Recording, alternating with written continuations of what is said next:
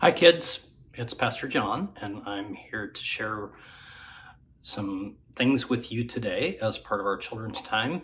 And so I have a couple things I want to show you. There's some books. You may know that I like to play music, and I love to sing and that kind of thing.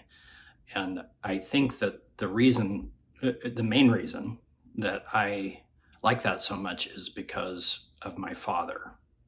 And my father was a Methodist pastor like me, but he really loved music so much that he dedicated most of his life to leading church ministries that were focused on music and worship. And several years ago, he gave me a gift of some books. And the books are even more important to me now because my father isn't living anymore. But this is one of the books that he used when he was in ministry. It's called The United Methodist Book of Worship. It has his name right on the inside here to remind me, plus the year that he bought it, 1993.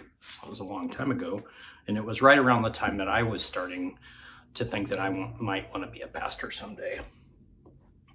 Well, I also have this book, and this one has the name on it, D. Ross Fleming.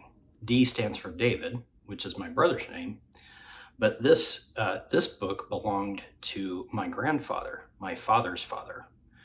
And my father's father, David Ross Fleming, was also a Methodist pastor. That makes 3 in a row in our family. David Ross Fleming, my grandfather, I never got the chance to meet him because he died before I was born. I've always wondered what it would have been like to be part of his life or have him part of my life. But one of my uncles sent this book to me when I was being ordained as a Methodist pastor, and I've always treasured it since then.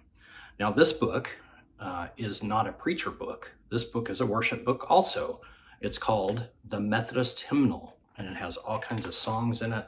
Some of them are songs that we still sing today in church. Some of them are songs that we don't sing anymore in church, or at least are not in our hymnal that we have today. But this book means a lot to me because it reminds me that what I have inherited from my father, my love of music, didn't start just with my father. It went back at least to my grandfather. And so this is a very important thing to me. Now, I've received some gifts from my father and my grandfather in that way. Things that are probably more important than the books that I'm showing you today.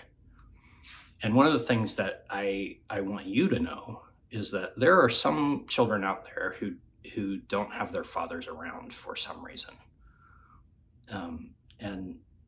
And that makes me sad, but there's something about the church that I want you to know.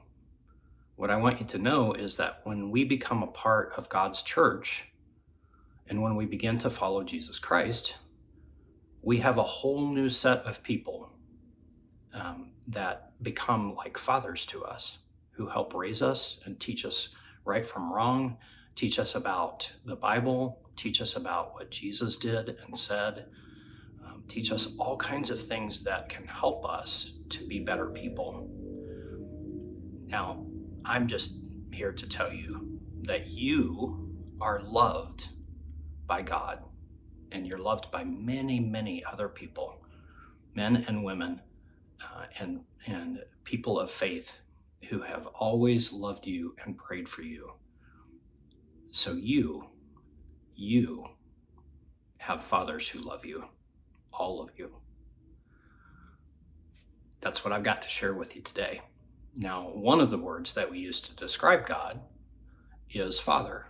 And so today, because I'm recording this for Father's Day, I'm going to use the word Father to refer to God. It's not the only word, but it's one of those words. So if you'll pray with me, I'll say a line and you can say it back. Dear Father, thank you for everything that you have given to us. Help us to become good people because of the men and women and all of the other people in the church who love us just as you do. Amen. I know.